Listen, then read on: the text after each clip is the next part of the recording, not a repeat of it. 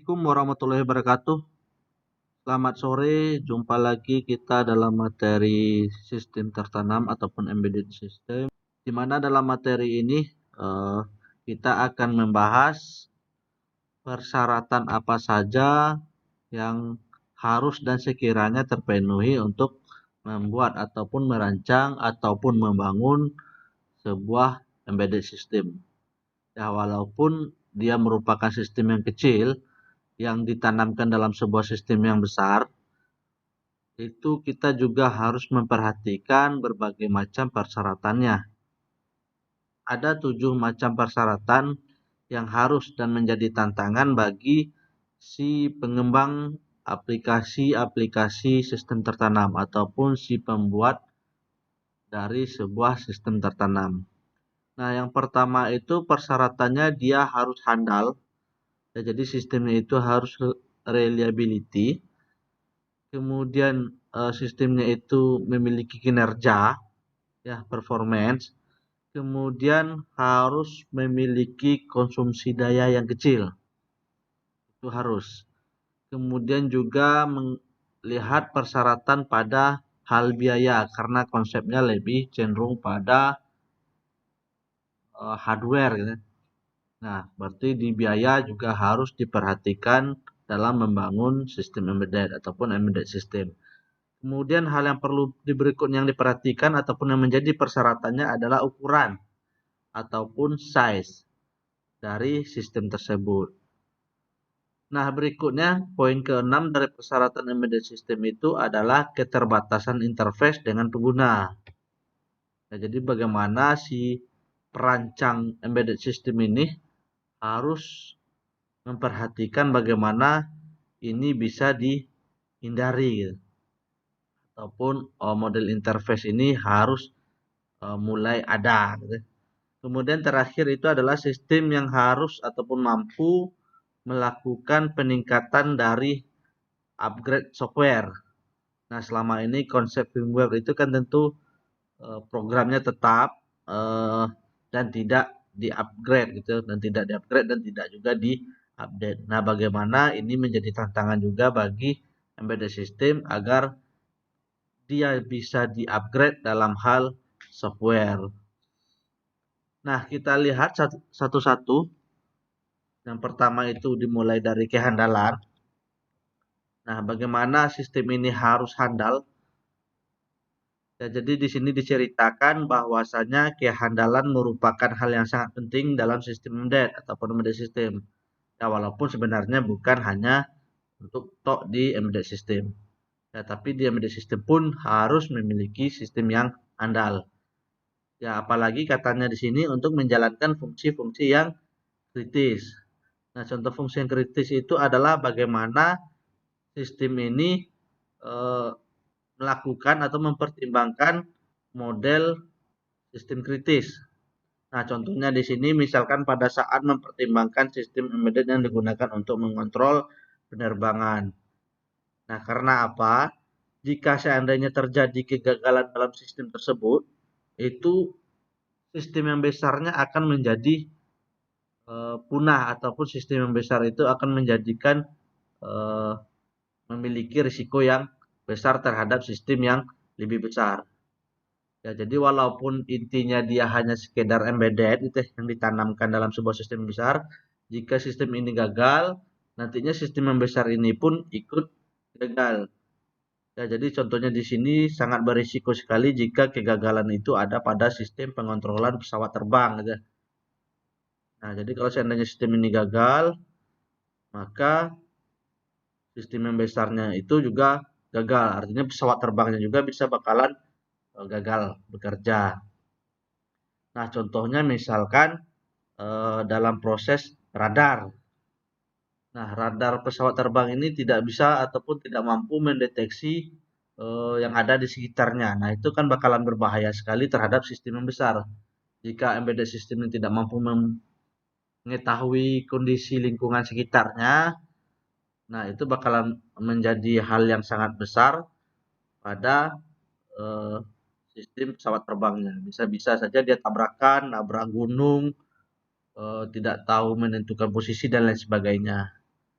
Jadi sebab itulah programmer embedded system ini harus mempertimbangkan kemungkinan-kemungkinan tersebut ya agar tidak menjadi kegagalan.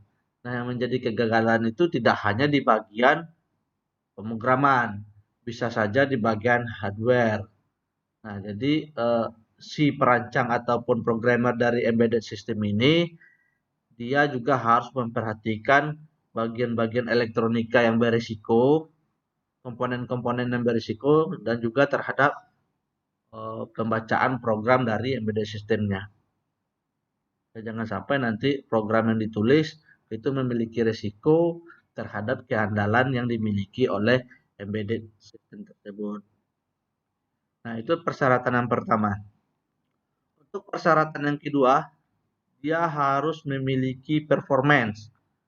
Ya, jadi di sini disebutkan sistem embedded memiliki keterbatasan waktu sehingga harus dapat merespon kejadian secepat mungkin.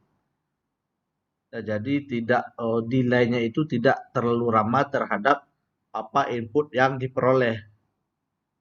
Nah, sebagai contoh di sini misalkan ada embedded system yang dipasangkan di dalam sistem rumah sakit misalkan. Contohnya di sini sebagai memonitor keadaan jantung pasien.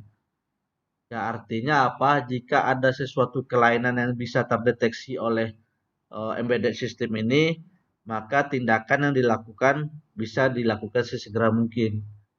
Ya, jangan sampai contohnya misalkan si pasien sudah eh, sudah kehilangan nyawa, baru embedded systemnya mengasih tahu bahwasannya di sini ada kelainan yang harusnya bisa diatasi lebih cepat. Nah, jadi eh, embedded system ini juga harus diminta memiliki performa yang baik. Ya, jadi bukan hanya terjadi pada pasien, misalkan saja nanti pada saat pembacaan radar gitu ya. Nah, pembacaan radar embedded system ini juga harus mampu mendeteksi secepat mungkin. Misalkan ada daerah yang sedang dilanda hujan deras misalkan ketika di dalam pesawat terbang yang tidak memungkinkan pesawat harus landing di sana. Nah, keadaan itu harus cepat direspon kepada dari sistem embedded tadi kepada sistem yang lebih besar ataupun yang sistem pesawat terbang tadi. Sehingga si pilot tahu memposisikan dia apakah harus menunggu dulu atau mencari tempat pendaratan yang lebih aman. Ya, jadi kira-kira seperti itu. Embedded system itu selain dia memiliki kehandalan tadi, dia juga harus memiliki performa yang cepat. Ya, agar kita bisa segera mungkin untuk mengambil keputusan. Itu poin yang kedua dari persyaratan embedded system. Nah, untuk yang ketiga, jadi walaupun tidak keseluruhan, sebagian dari embedded system ini dioperasikan melalui baterai dengan sumber tegangan yang sangat kecil sekali. Ya, bahkan hanya sampai 5 volt atau 1,5 volt dan bahkan lebih dari kecil dari itu. Jadi bagaimana si programmer ini menciptakan embedded system itu harus tetap memperhatikan penggunaan daya.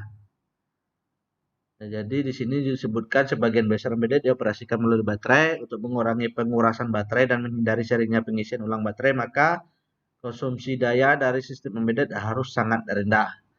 Ya, jadi sistem yang dibangun itu jangan sampai boros daya. Ya, biasanya maksimal 5 volt atau 12 volt itu sudah sangat maksimal sekali. Jika seandainya embedded system ini bisa melakukan proses recharge dari daya. Nah, kalau tidak, hanya mengandalkan baterai saja yang tidak bisa dicas ulang gitu ya. Nah, itu harus sejauh mungkin dayanya ini bisa tahan. Nah, jadi dengan mengurangi jumlah komponen dan mengurangi konsumsi daya maka akan meningkatkan kehandalan sistem. Nah, jadi juga harus pandai si pendesain dari sistem embedded ini memilah-milah gitu ya. Kira-kira komponen apa yang lebih cocok dengan konsumsi daya yang lebih rendah pada sistem yang dibangun. Tidak masalah kalau seandainya sistem ini bisa diisi ulang gitu ya. Misalkan ketika sebuah sistem yang besar ini dinyalakan, embedded sistemnya itu terisi ulang dayanya. Nah, kalau seandainya tidak bisa seperti itu, maka si pendesain harus benar-benar memperhatikan komponen-komponen apa saja yang akan dipakai dalam proses sistem embedded-nya dalam mengurangi pemakaian daya yang berlebihan. Nah, persyaratan berikutnya itu adalah biaya. Jadi di sini diceritakan sebagai sistem embedded yang secara luas digunakan pada konsumen sistem elektronik, biaya menjadi masalah yang sensitif. Perancang hardware harus benar-benar mempertimbangkan pemilihan mengenai komponen yang digunakan untuk menghindari terjadinya biaya yang berlebihan. Ya, jadi walaupun beberapa komponen itu memang dibutuhkan di dalam embedded system, cuman kita juga tetap harus memperhatikan biaya. Ya, karena tidak mungkin sebuah sistem embedded itu harganya itu jauh lebih besar dibandingkan dengan sistem yang utama. Nah, tentu biayanya di bawah dari sistem yang utama. Makanya di sini harus si perancang sistem mengetahui benar apa yang menjadi kebutuhan utama dari embedded sistemnya. Sehingga masalah biaya ini bisa lebih ditekan. Nah, berikutnya persyaratan dari embedded system itu mengenai ukuran. Ini juga bakalan sangat penting sekali dalam menanamkannya di sebuah sistem yang besar. Jadi di sini sebutkan ukuran merupakan salah satu faktor dalam sistem embedded. Ukuran dan berat merupakan parameter yang penting pada sistem embedded yang digunakan dalam pesawat terbang, pesawat beruang angkasa, rudal, dan lain-lain. Karena kondisinya embedded system yang ditanamkan dalam sistem tersebut harus lebih ringan, kecil, dan sesimpel mungkin sehingga tidak memakan ruang yang lain.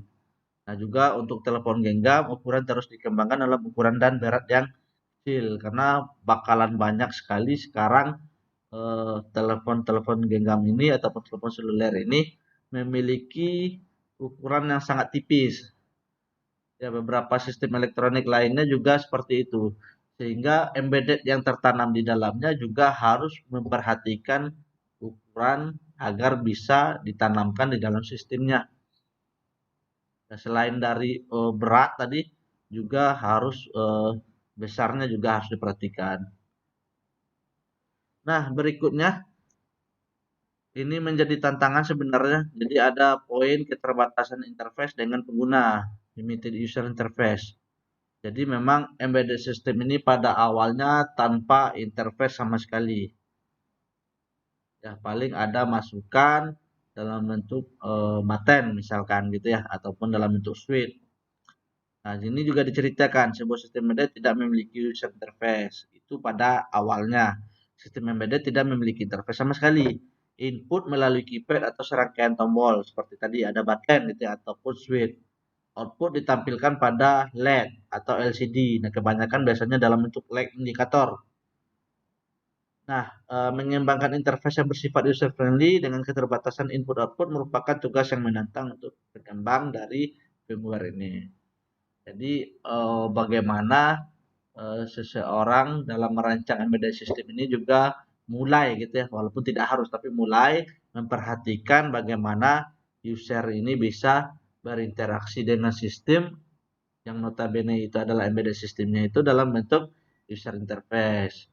Ya, jadi penampilnya mungkin bisa saja tidak hanya LED dan LCD lagi, outputnya bisa tidak hanya tombol dan button lagi, gitu ya, tidak hanya keypad lagi, juga nanti bisa saja dalam bentuk layar touchscreen dan lain sebagainya sehingga memiliki interface yang baik antara embedded system dengan si user.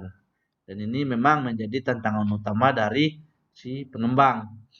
Karena apa? Karena di bagian awal tadi tetap diperhatikan itu selain dari kehandalan, kinerja, juga memperhatikan konsumsi daya, biaya juga karena kalau seandainya user interface-nya itu bakalan memakan biaya yang lebih besar, juga ukuran. Ya kalau seandainya nanti interface-nya itu sebesar eh, layar monitor gitu ya, itu bakalan membuat embedded-nya itu ukurannya menjadi lebih besar, dayanya juga bakalan lebih besar gitu ya. Nah, karena itulah ini menjadi tantangan terberat bagi si pengembang dari embedded system. Nah, berikutnya yang terakhir itu adalah bagaimana embedded system ini memiliki kemampuan dalam peningkatan perangkat lunak. Nah, selama ini biasanya tok program atau firmware yang ditanamkan dalam embedded system itu hanya bisa seperti itu saja, tanpa bisa diprogram ulang, tanpa bisa di upgrade ulang dan lain sebagainya. Nah, embedded system sekarang itu tidak berlaku lagi karena harus memiliki kemampuan dalam proses peningkatan perangkat lunak. Ya, jadi kalau seandainya ada hardware-nya bertambah, software-nya juga harus bisa di-upgrade. Nah, jadi di sini ada 3 poin, ada software replacement, itu software yang mengganti yang lengkap untuk software asli yang dikirimkan dalam embedded tertentu. Ada software patch, melakukan perubahan kecil untuk software tanpa mengganti seluruh program dengan yang baru. Ada lagi yang modelnya extension. Jadi di sana dilakukan penambahan fungsi terhadap embedded system. Ya, jadi ini juga sebenarnya menjadi tantangan bagi si pengembang dari embedded system itu tersendiri. Ya, jadi materi kita hanya ini, ada persyaratan yang harus dipenuhi dalam merancang ataupun membangun embedded system. Dimulai tadi dari harus memiliki kehandalan, karena kalau seandainya terjadi gagal, itu akan menjadi kegagalan dalam sebuah sistem yang besarnya. Kemudian dia harus memiliki kinerja, performance, sehingga nanti kita bisa tahu ataupun si pemakai embedded system, pemakai sistem ini yang di dalamnya ada embedded system, bisa tahu dan segera mungkin mengambil keputusan. Nah, kemudian embedded system yang kita bangun ini harus memiliki konsumsi daya yang kecil, karena dia akan dipancar terus-menerus dan tidak memungkinkan jika memiliki kondisi daya yang besar. Kemudian dia harus memiliki biaya juga yang kecil. Ya, bagaimana membuat embedded system ini dengan biaya seminimal mungkin. Juga memperhatikan bagaimana embedded system ini ukuran, berat, gitu ya, besar, itu juga harus diperhatikan. Dan keterbatasan interface dengan pengguna ini tidak menjadi halangan lagi. Ya, sehingga si user pengguna walaupun dengan memanfaatkan embedded system, dia lebih paham tidak hanya mengandalkan LED indikator dan serangkaian tombol saja. Nah, kemudian terakhir itu bagaimana software ini bisa di-upgrade. Ya, apakah dia diganti dengan software yang baru, atau ada perubahan yang tidak perlu mengganti program utama, atau hanya melakukan penambahan terhadap beberapa fungsi tertentu.